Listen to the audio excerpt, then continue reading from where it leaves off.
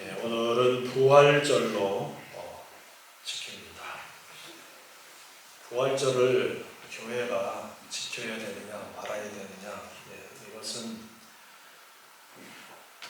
구약의 절기와는 다른 접근을 해야 됩니다. 그래서 우리가 신약시대의 절기를 지키는 것은 선택의 문제입니다. 교회가 어떻게 정해서 지키느냐에 달려 있습니다. 하나님께서 처음에 창조를 하시는데 해와 달을 창조를 하셨습니다. 해와 달을 창조해 주시고, 그리고 그 해와 달을 통해서 우리의 삶에 그러한 연대가 이루어지도록 그렇게 섭리를 하셨습니다. 그래서 지구에 사는 우리 사람들이 깨닫게 되어집니다. 1년이라는 주기를 알게 되어지고, 또 한 달이라는, 달을 중심으로 한 달이라는 그러한 주기를 알게 되어집니다. 그리고 하나님께서 명령하신 7일이라는 한 주간이라는 그러한 기간을 또한 하나님을 아는 자들은 기억하면서 그렇게 살아가게 되어집니다. 특별히 1년이라는 것은 모든 것이 새롭게 다시 시작되어지고 반복되어지는 그러한 주기가 되어지는데, 그래서 하나님께서 구약에서는 1년이라는 주기로 절기를 말씀하시고, 그 절기를 하나님의 백성들은 반드시 지켜라, 지키는데 특별히 성전이 있는 곳에 와서 하나님 앞에 기뻐하면서 지켜라, 그렇게 명령을 하셨습니다.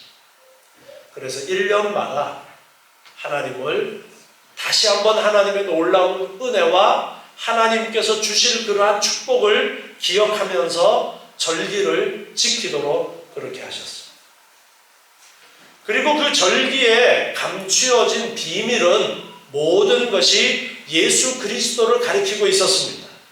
그래서 예수 그리스도로 그 절기를 이해를 해야 올바로 그 절기를 이해할 수 있습니다. 우리가 지금 신약시대 예수님께서 이 땅에 오신 이후에 신약 교회에 우리가 몸을 담고 있습니다. 그래서 우리는 성경을 예수 그리스도로 해석하고 예수 그리스도로 이해하면서 절기를 지키는 문제도 우리가 어떻게 해야 될 것인가를 거듭해서 배웠습니다.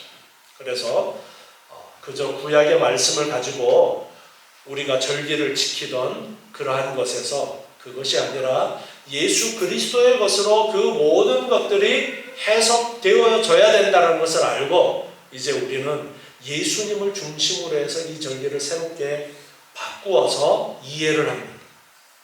그리고 부활절이라는 절기를 오늘 우리가 지키고 있습니다. 이 부활절은 구약의 유월절과 연결이 되어지는 그러한 절기이기도 합니다. 우리가 주일 오전에 지금 요한복음을 배우는데 예수님께서 최후의 만찬을 하시면서 마지막 유월절을 지키면서 제자들에게 아주 긴 말씀을 하신 부분을 특별히 요한복음에서 다루고 있어요. 그래서 마지막 최후의 만찬을 하셨던 그 다락방에서 말씀을 하셨다 해서 다락방 강화 그렇게도 이야기를 하는데요. 최후의 만찬을 가지시면서 성찬을 가르쳐 주시고 했던 것이 바로 유월절 절기 때에 그 일을 하신 거예요. 그리고 나서 예수님께서는 그 유월절에 잡혀서 십자가를 지시고 죽으시게 됩니다. 그것이 구약에서 가르쳐준 유월절의 해답이었어요. 바로 예수 그리스도께서 어린 양처럼 우리의 죄값을 지고 죽으신다. 그래서 우리의 죄를 사하여 주신다. 그것을 가르쳐 주셨습니다. 그리고 나서 이제 유월절에 바로 이어지는 절기가 초실절이라는 그러한 절기가 됩니다. 그 초실절은 안식 후 첫날이었습니다. 그 안식 후 첫날 어떤 사건이 벌어지느냐? 바로 예수님의 부활의 사건이 일어나게 되었습니다. 예수님께서 부활하시고 그리고 제자들과 만나시고 그리고 승천하시면서 복음을 전하라고 명령을 하셨어요. 그래서 제자들은 가는 곳마다 무엇을 전했느냐 하면 예수 그리스도의 부활을 증거했습니다. 예수님의 부활을 증거했어요. 그래서 우리도 부활을 올바로 알아야 됩니다. 우리가 부활절 절기마다 제가 반복해서 부활절에 대한 말씀을 전하고 있는데요. 예수님께서 부활하신 그 사건을 우리가 분명한 확신을 가지고 믿어야 됩니다. 예수 그리스도의 부활을 우리가 온전히 믿어야 됩니다. 그래야 우리도 부활하신 예수 그리스도를 사도들처럼 증거할 수가 있는 것입니다. 예수님의 부활은 몸이 다시 살아나는 몸의 부활이었습니다. 이것은 분명한 사실이 지어낸 이야기가 아니라 분명한 사실입니다. 마태복음 27장 62절부터 말씀해 보면은 예수님께서 부활하실 그때쯤의 상황을 기록해 놓은 내용을 볼 수가 있습니다. 마태복음 27장 62절에 보면 이제 예수님께서 십자가에서 달려 죽으시고 장사 지낸 다음에 이 일을 기록하는데요. 그 이튿날은 예비일 다음 날이라 대제사장들과 바리새인들이 함께 빌라도에게 모여 가로되, 예비일 다음 날이라는 것은 특별히 마태는 안식일이 6월절 중에 안식일임을 강조하기 위해서 예비일 다음 날이라는 이 표현을 쓰고 있습니다. 그래서 예수님께서 6월절에 죽으신 그 날을 생각하면서 예비일 다음 날이 이튿날이다 라는 것을 말하면서요. 다음에 63절을 보니까요. 대제사장과 바리새인들이 빌라도를 찾아가서 무엇이라고 말했느냐 하면, 주여 저 유혹하던 자가, 예수님을 이야기하는 거예요. 유혹하던 자가 살았을 때에 말하되 내가 사흘 후에 다시 살아나리라 한 것을 우리가 기억합니다. 예수님이 사흘 만에 다시 살아날 것을 말씀하신 것을 이 대제사장들과 바리새인들도 잘 알고 있었던 거예요. 그래서 그러므로 분부하여 그 무덤을 사흘까지 굳게 지키게 하소서. 그의 제자들이 와서 시체를 도적질하여 가고 백성들에게 말하되 그가 죽은 자 가운데서 살아났다 하면 후의 유혹이 전보다 더 될까 하나이다. 제자들이 예수님의 시체를 훔쳐가고 부활했다고 할까봐 대제사장과 바리새인들은 그게 염려가 돼서 빌라도를 찾아가서 무덤을 지키게 해달라, 이제 그렇게 요청을 했던 겁니다. 그래서 빌라도가 말합니다. 너희에게 파수꾼이 있으니 가서 힘대로 굳게 하라. 너희들 군사 있는 거 데려다가 지키도록 해라.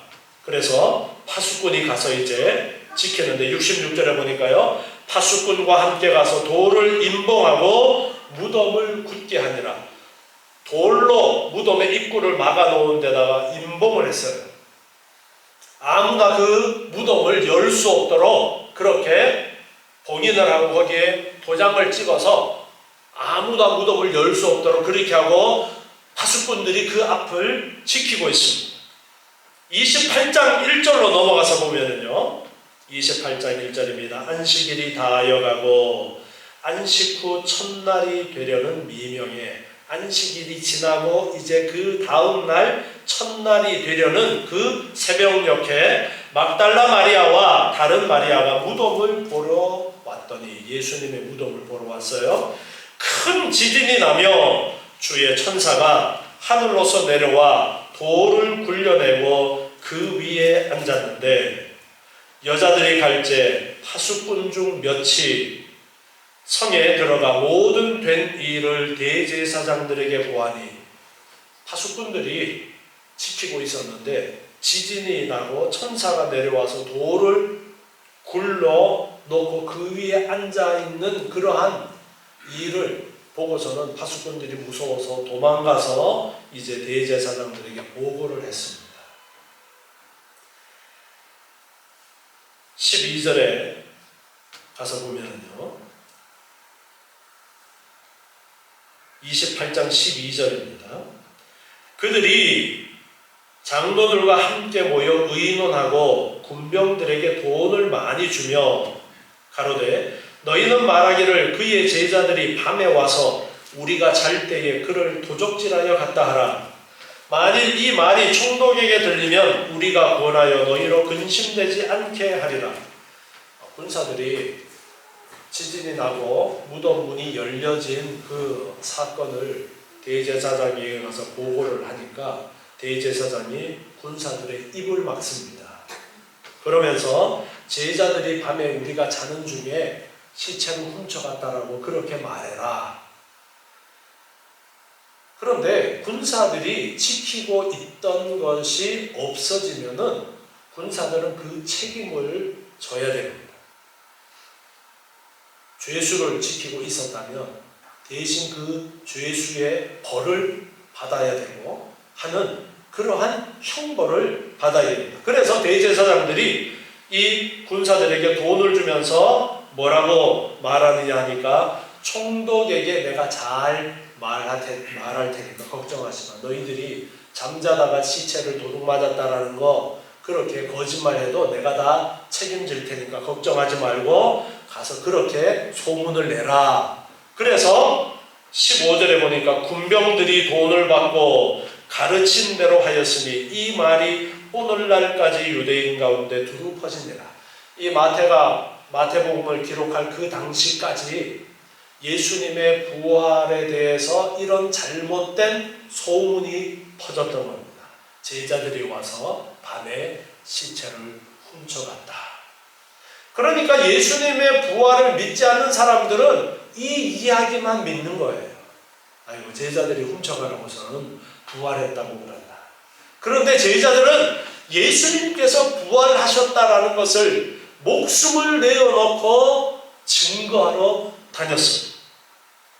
고린도전서 15장 1절에 보면요, 사도 바울이 고린도 교회에게 편지를 써서 예수 그리스도의 부활을 증거하는 그러한 내용인데요, 고린도전서 15장 1절에 보면은 형제들아 내가 너희에게 전한 복음을 너희로 알리하노니 이는 너희가 받은 것이요 또 그 가운데 선 것이라.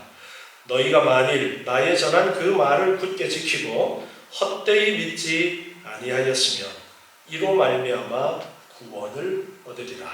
내가 전해준 그 복음을 믿으면 구원을 얻을 것이다.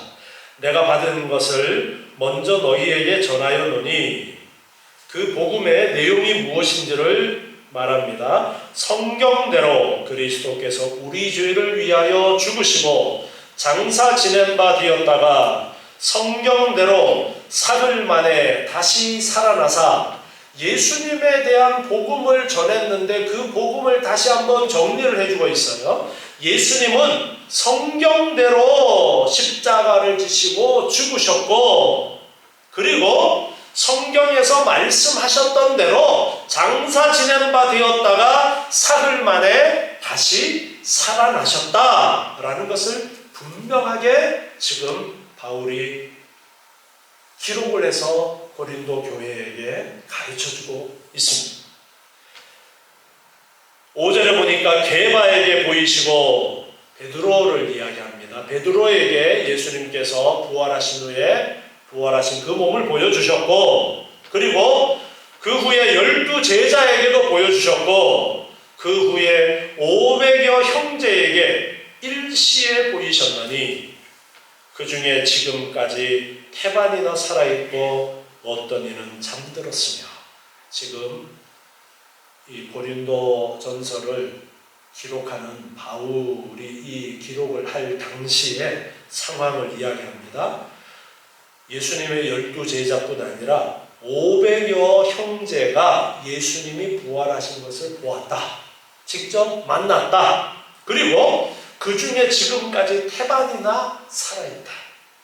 지금 시간이 한참 지났는데 아직도 태반이나 살아있고 어떤 이는 잠들었으며 어떤 이들은 이제 죽었다라는 거죠. 그리고 그 후에 야고보에게 보이셨고 그 후에 모든 사도에게와 맨 나중에 만삭되지 못하여 난 자 같은 내게도 보이셨느니라. 사도 바울은 부활하신 예수님을 이 땅에서 뵌 것이 아니라 다메섹으로 가다가 예수님께서 빛 가운데 나타나셔서 말씀하시는 그것을 통해서 부활하신 예수님을 만났었습니다. 그래서 바울도 부활하신 예수님을 배웠어요. 그래서 이렇게 많은 증인들이 있다. 이렇게 많은 부활의 증인들이 있다라고 그렇게 바울은 지금 증거를 하고 있는 것입니다. 12절로 내려가서 보면요. 그리스도께서 죽은 자 가운데서 다시 살아나셨다 전파되었거늘 너희 중에 어떤 이들은 어찌하여 죽은 자 가운데 부활이 없다 하느냐. 부활을 믿는 자가 있는가 하면 부활은 없다라고 그렇게 이야기하는 사람들이 많이 있었던 거예요. 예수님의 부활뿐 아니라 사람이 어떻게 부활하느냐. 유대인들 중에도 바리새파가 있고 사두개파가 있는데 바리새파는 부활을 믿었고 사두개파는 부활이 없다라고 그렇게 믿고 있었습니다.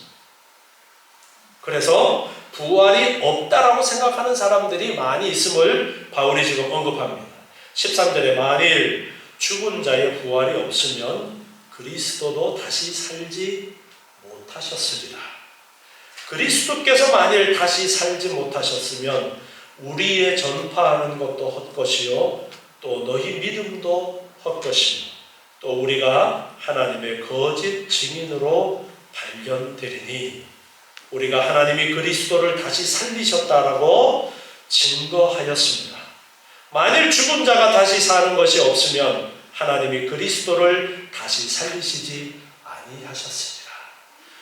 예수님을 다시 살린 것을 지금 사도들이 증거를 하고 있는데 복음의 핵심이 예수님께서 다시 살아나셨다. 이 예수를 믿으면 너희들도 부활한다. 지금 이 복음을 전하고 있는데 부활이 어떻게 있을 수가 있어? 여러분 생각해 보세요. 지금 여러분의 능력으로 부활한다라는 것, 죽었다가 다시 살아난다는 게 가능한 일입니까? 불가능한 일이죠. 그렇기 때문에 사람들은 부활을 믿으려 하지 않았던 거예요.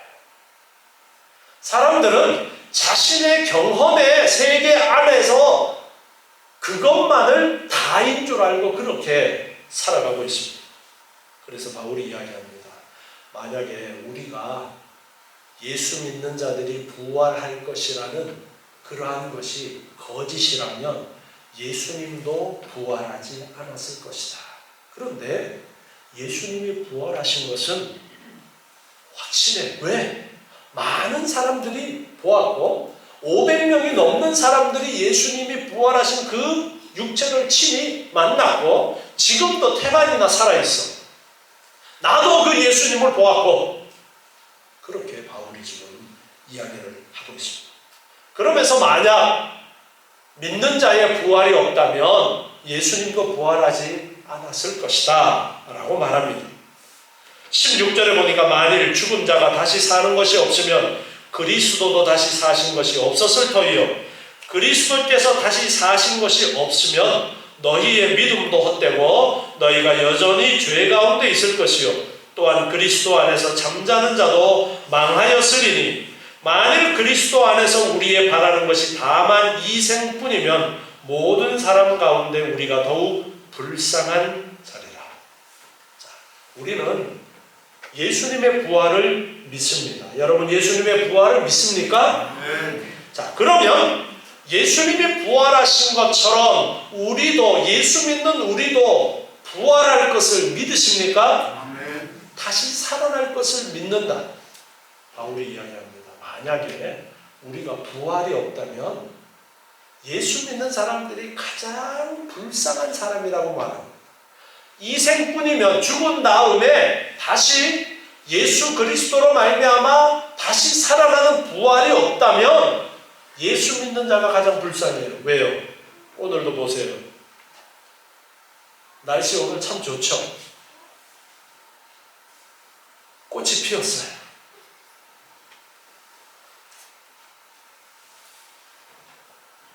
새싹이 그냥 얼마나 이쁜지 몰라요. 봄나들이 갈 수 있는 좋은 날이잖아요. 그런데 이날 여러분들은 그런데 가지 않고 모여서 예배하기 위해서 여기 모여 있어요. 얼마나 부활이 없다면 이것이 헛된 것이잖아요. 헌금도 드려, 봉사도 해. 예수 믿는 자들이 부활이 없다면 가장 불쌍한 자다. 바울은 지금 그렇게 말하고 있습니다. 그러나 20절에 보니까 이제 그리스도께서 죽은 자 가운데 다시 살아 잠자는 자들의 첫 열매가 되셨도다. 예수님께서 부활의 첫 열매가 되셨도다. 그렇게 말씀하십니다. 부활절이 구약의 절기상으로는 첫 열매를 드리는 초실절이라고 했어요. 우리나라 기후하고는 조금 차이가 있는데 이스라엘 지방이 있는 그 팔레스타인 지방에서는 이때부터 보리를 추수하기 시작하는 그러한 시점이 되어지는 거예요. 그래서 첫 번째 보리 추수한 것을 가져다가 먼저 하나님 앞에 드려라, 그렇게 명령을 하셨어요. 그게 초실절이에요. 그리고 나서 너희들도 이제 그 보리 수확한 것을 거두어서 먹고 계속해서 보리 추수를 하고, 보리 추수가 다 끝난 다음에 무슨 절기를 지키는 거예요? 맥추 절기를 지키는 거예요. 오순절 맥추의 절기를 지키도록 그렇게 명령하신 거예요. 그래서 초실절은 보리 첫 단을 드리는 그 절기가 구약의 절기였어요. 그런데 예수님께서 부활의 바로 그 첫 열매가 되셨다, 그렇게 말씀하신 거예요. 보리단을 하나 먼저 하나님 앞에 초실절에 드리고 나면서 그 다음에 보리 추수한 것을 먹게 되어지는 것처럼 예수님이 첫 번째 부활의 본보기가 되셨고, 예수 믿는 자들도 예수님처럼 부활하게 된다라는 것을 가르쳐주고 계시는 것입니다. 그래서 우리는 예수님의 부활을 믿고 있는 것입니다. 22절 말씀에 보면요, 오늘 읽은 본문이죠.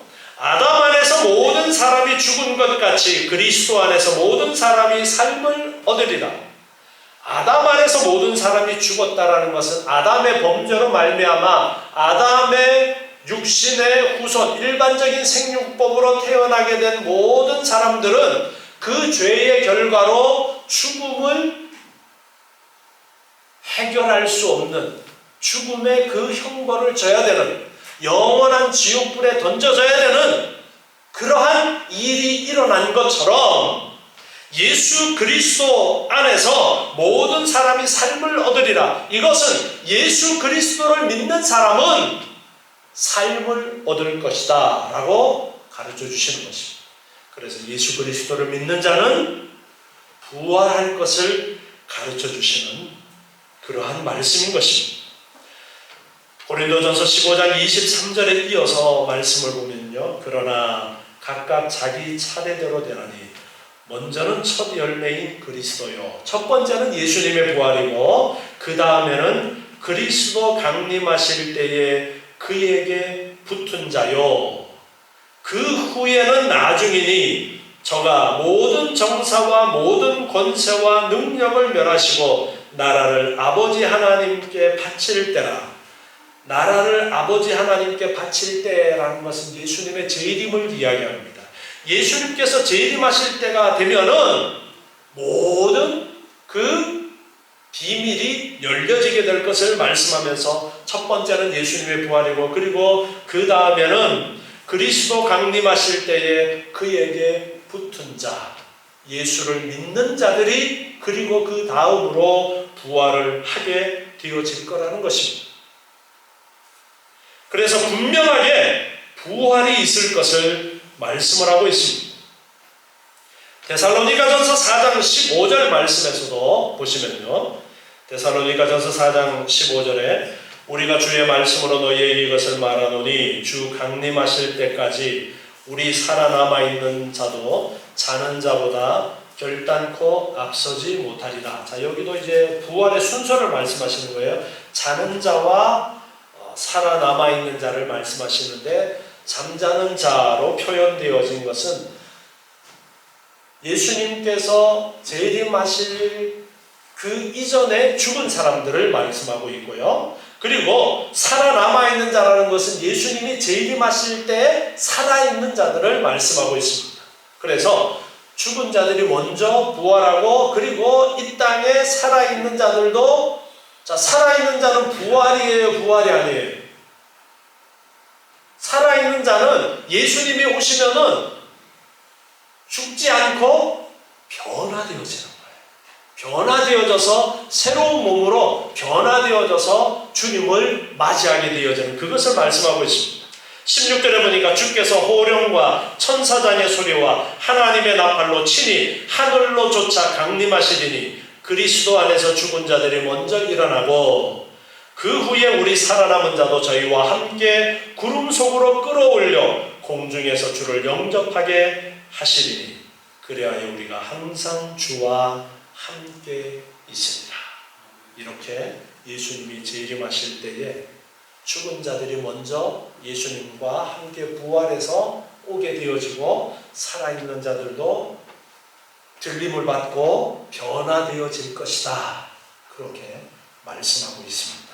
이 말씀을 따라서 우리는 예수님의 부활을 믿고, 우리도 부활할 것을 믿고 지금 예수님을 믿는 그런 신앙생활을 하고 있는 거예요. 오늘도 우리가 이 놀라운 은혜를 알기 때문에 하나님을 예배하기 위해서 모였고, 특별히 주님께서 부활하신 날을 1년에 한 번씩 기념하는 날을 정하고, 그 날에 우리가 특별히 주님의 부활하심을 생각하면서 그 부활의 은혜가 얼마나 놀라운 은혜인가를 생각하면서 우리가 예배하는 것입니다.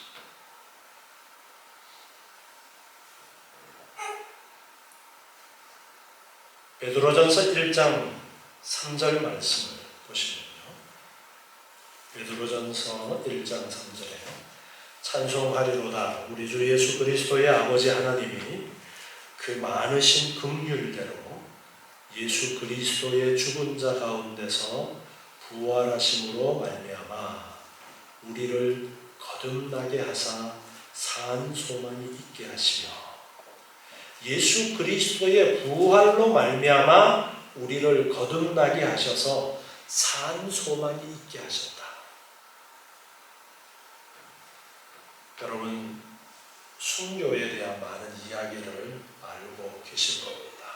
우리나라에도 일제시대 때도 믿음을 지키기 위해서 순교하신 많은 분들이 있었고, 6.25 때에도 공산당에 항거하면서 끝까지 믿음을 지키다가 순교하신 많은 분들이 계셨습니다.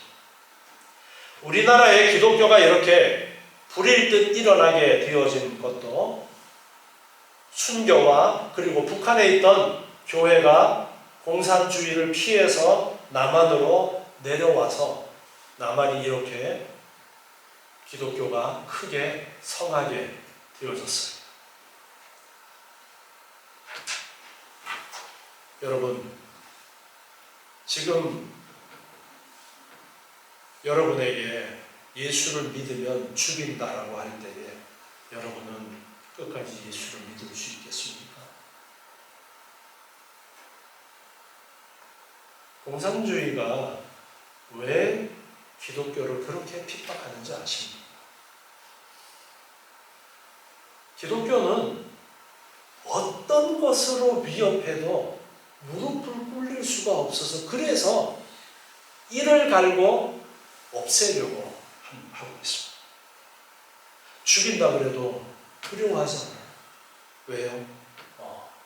죽어도 예수를 믿은 자들은 부활할 것을 우리는 확신하고 있기 때문에 죽음을 두려워하지 않아요.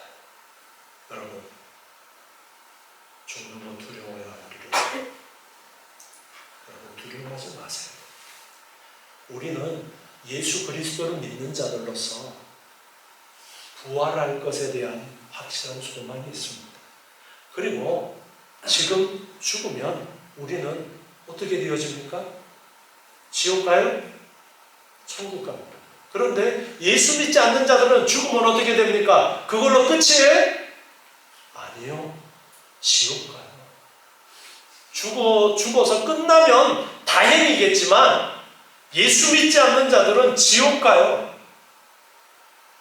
그러나 우리는 지금 죽어도 두려울 것이 없습니다. 그래서 죽는다라는 위협을 받으면서도 믿음을 지켰던 겁니다. 우리도 부활의 소망을 가지고 죽음을 두려워하지 않고 우리의 믿음을 지켜나갈 수 있어야 됩니다. 이 세상 가운데서 그 어떠한 위협이 있어도 우리는 부활의 소망을 가지고 이겨 나가야 하는 것입니다. 로마서 8장 9절 말씀을 보겠습니다. 로마서 8장 9절 말씀입니다.